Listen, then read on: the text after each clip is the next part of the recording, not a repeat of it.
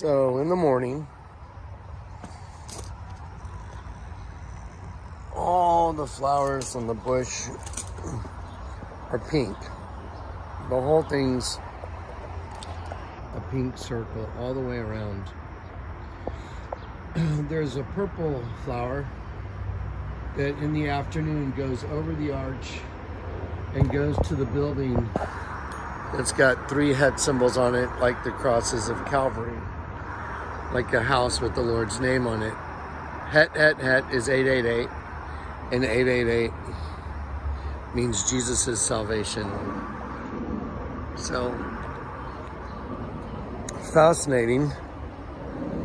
And now this is going to be the entranceway into the circle. I will go before you into the heathen circle.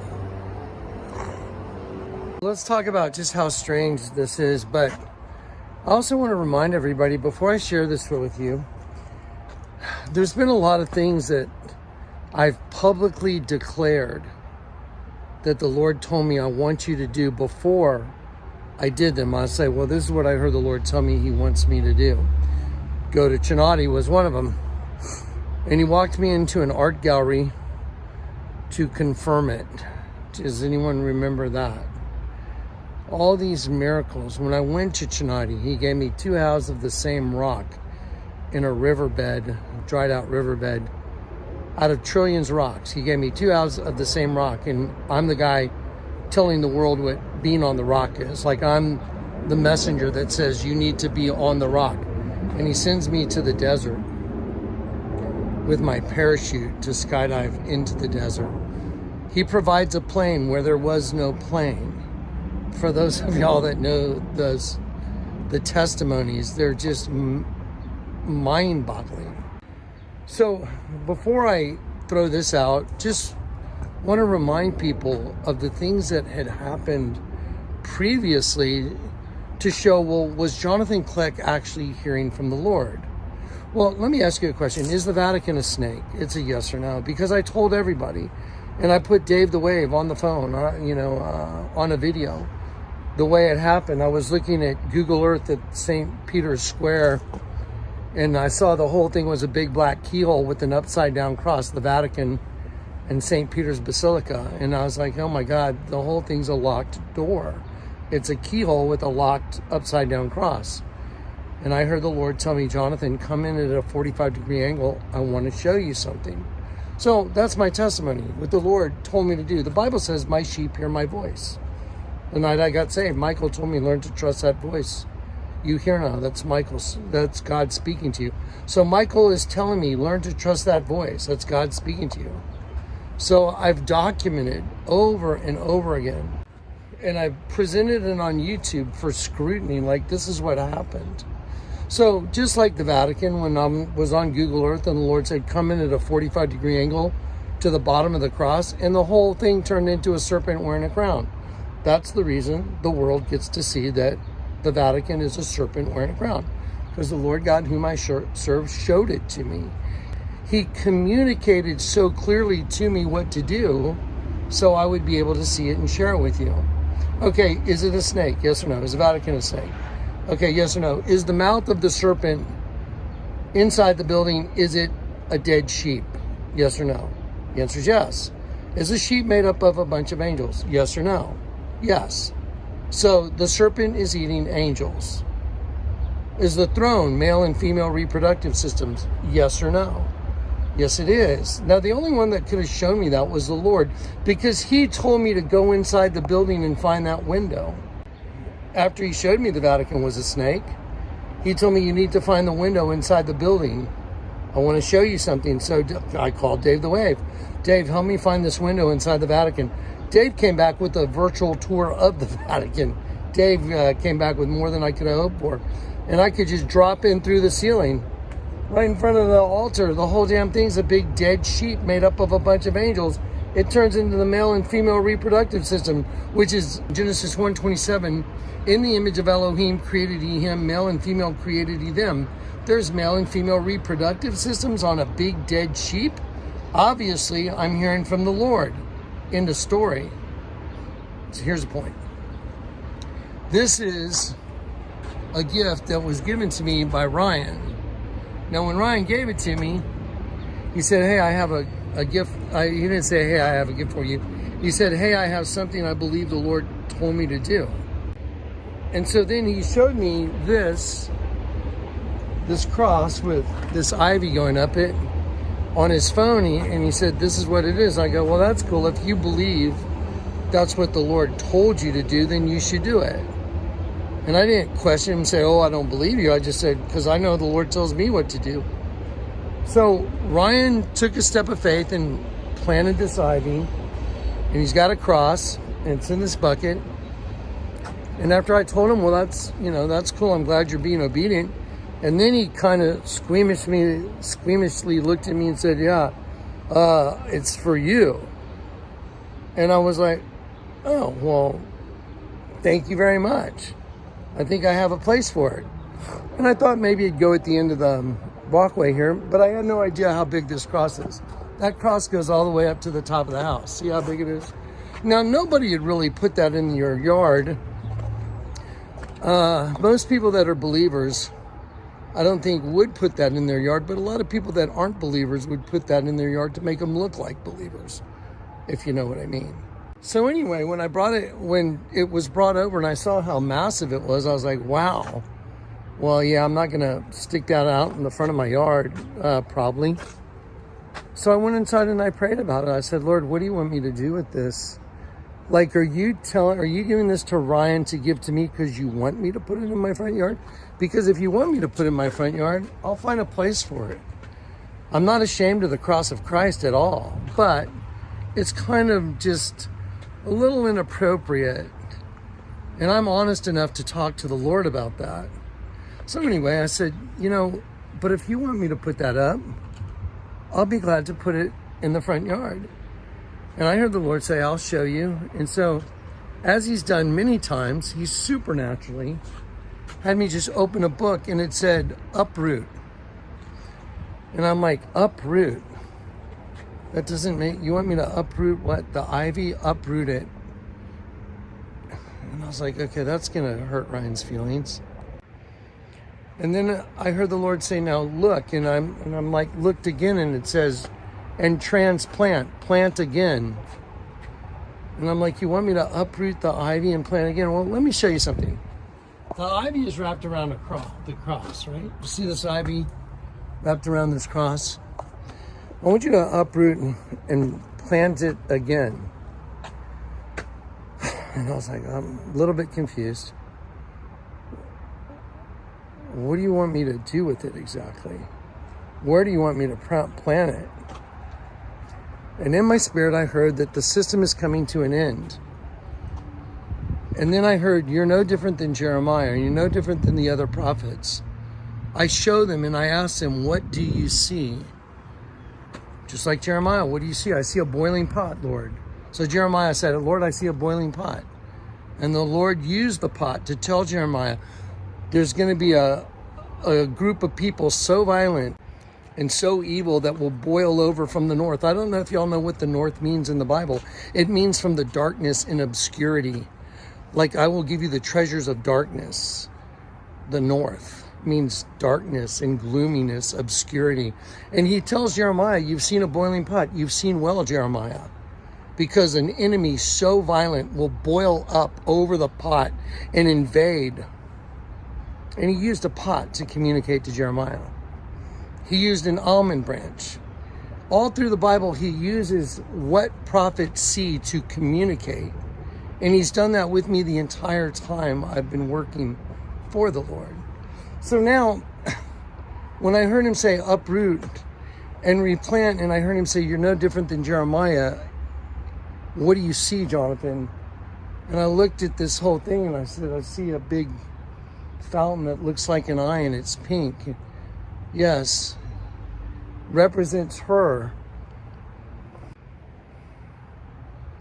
And the cycle, the whole thing's like a circle. And it's pink flowers on top of the whole bush. There's a purple flower that's totally different. That's a transplant that grew over the wedding arch. And it latched on to these plants. and they all bloomed identical flowers. And the flowers match hollow rocks that he told me to go buy. Go buy 2 hollow rocks. With Corey, I'm like, hollow rocks? What does that have? Well, the hollow rock represents the natural body formed by her. And when I cracked open this geode, it was pink. And it's the same as the flowers. So it's a pink geode on the inside, like the flowers, a hollow rock representing the natural man. The other geode was purple on the inside right here, and sitting on top of this part of a geode with purple rings. And I had no idea what colored flowers these plants would be that he told me to put in the ground here. He specifically told me plant these 3 plants here. And within 8 hours, this plant opens up and has the same colored flowers as the other geode. So one geode's got pink, like the pink flowers representing her, starting the host body system, the natural man, parthenogenesis. And the other rock represents him coming into the system and leaving the system and joining together what's identical on a house that has 3 head symbols representing Jesus' salvation. So this house literally has his name on it in the orientation of the crosses at Calvary. That's what I see. He told me to transplant it over here, and I was like, you want me to transplant it in front of the fountain, going into the fountain? Yes. So to be able to say these things to you or to anybody out in the world with confidence and know this is what the Lord told me to do, I was like, well, you want me to put another arch there? That's strange. Yes. I was confused about it. I was very confused. That's what you want me to do? Yes. Oddly enough, after I did what he said, Zach came home from his physical training in the morning, and he said, hey, you want to see something weird? And he showed me an arch of plants going over the walkway, literally exactly an arch going over the walkway that the bamboo had made when he was walking that same day. Confirming that, yes, you heard me correctly, Jonathan. I want you to put another arch. Now, the plant that's going to go in the ground is a jasmine, 5-pointed star flower, and jasmine means gift from God. The part of the uprooting, literally after I'd showed the word uproot, that the Lord told me to open that book, and I'll show you, it said uproot. And then he showed me and transplant. After he showed me that by opening a book, again, which he's done many times in the presence of witnesses like Corey, a perfect communication. After that,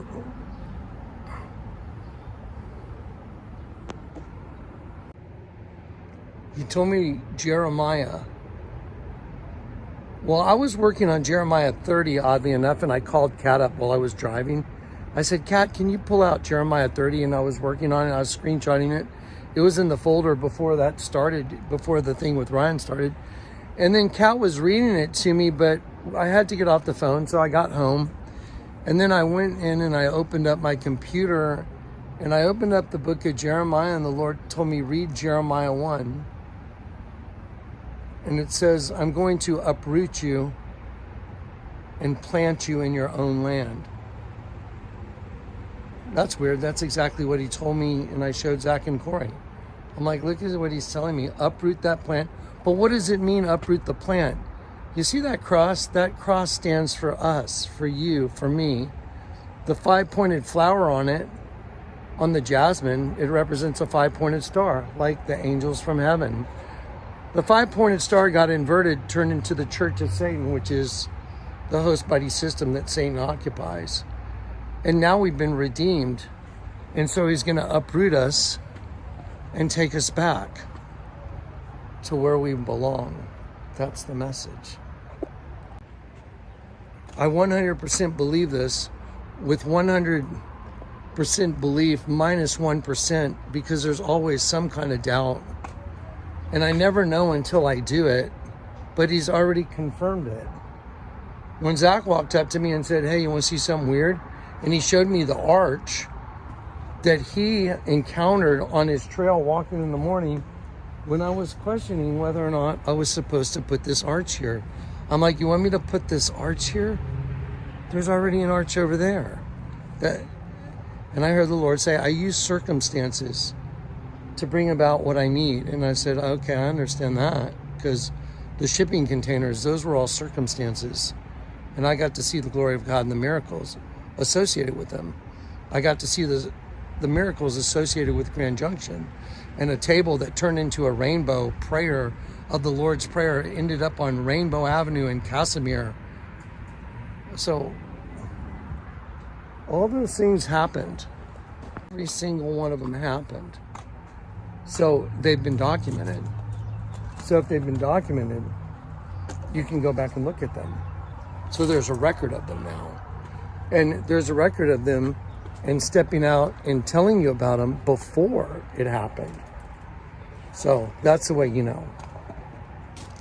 So anyway, I'm going to follow through, and I'm going to uproot the jasmine, which represents us, because those of us that have been converted, we're up right now, not like an upside down cross, like a right side up cross. The 5-pointed star on the jasmine represents God's angels. And I'm going to put it right here in the ground with this and do what the Lord said, because I know what it represents. Just like Jeremiah knew what the pot represented. That's the way it works. All right, guys. Peace and grace. So I got to document what happened. This is so crazy that I have to document it. So Ryan, a friend of mine from the Ark, he was a big help at the Ark. Ryan put a couple trailers there for people to live in. Anyway, after the Ark shut down, Ryan came to San Antonio, and he's been, around, but he's doing his thing. And anyway, we see each other occasionally. And the garden behind me is finished. So this whole thing the Lord told me to do, I did what he said. The hoopah has grown over. I'm gonna come out in the morning and do a clip to show you this whole bush turns pink in the morning. But as soon as the flowers close on the bush, these purple flowers open up over here on the hoopah and on the wall. You can see them. These royal purple flowers open up, and the ones that are royal purple only open up in the afternoon. The pink ones, like you can see these little fuzzy balls, they're all over this bush, and they open up in the morning, and then they close up by 10 a.m. And then at that time, all these open up over the hoopah, but they're like this. They're this royal purple. So it goes from pink, and then purple starts going over the top here, and then purple's all on the walls. And don't forget, this house literally has 3 het symbols on it. There's one of them, het symbol, and another het symbol right here, and one over there in the same orientation as the crosses of Calvary. So anyway, it's 3 het symbols in Jewish gematria is 888. 888 means Jesus' salvation. So a house literally with Jesus' salvation written on it in Hebrew gematria. What's fascinating is all the other supernatural things that are going on right now. So I did everything the Lord told me to do. I put the 2 wedding rings right there on that. I went and got these 2 rocks. He told me to go get 2 hollow rocks. He told me to open them in front of witnesses. I opened one and it was pink. So the inside of it is pink. And I opened the other one and it's black and it's purple. It's over there. The 2 hollow rocks I opened literally match the pink flowers on this, and then the purple one matched exactly the purple flowers on the other thing. It's like my head spinning. He told me to get 2 fig trees. Here's one fig tree. There's another fig tree. He told me to put one in a blue pot, one in a red pot. I was like, that is so wild. I did what he said. He told me, look at the name of the fig tree. I wasn't really paying attention when I picked him out. There's just all these fig trees. The name of this fig tree is Celeste, which means celestial, and the other one is Alma, which means soul, celestial soul. The name of the fig trees. All the flowers are called passion flowers. Every part of it represents Christ. Go read about the passion flower. It is crazy what's going on in this little garden right here. And this happened right after Eden came to town. A young lady who's a daughter of a friend of mine, and she was having some demonic attacks, and she came to San Antonio, and the Lord told me to take her down to the alley where I got saved and pray with her, and I did. And as soon as we finished the Our Father prayer, I looked over and I could see her countenance change, and she looked over and went, thank you, and I could see the difference. And at the end of the alley where you walk out on a big stained glass window was the Garden of Eden, and I'm standing in the alley with Eden. And on the stained glass window is Jesus ascending into heaven and Adam down in the garden from beginning to end. Okay, get ready. Well, if that wasn't enough, how just totally wild.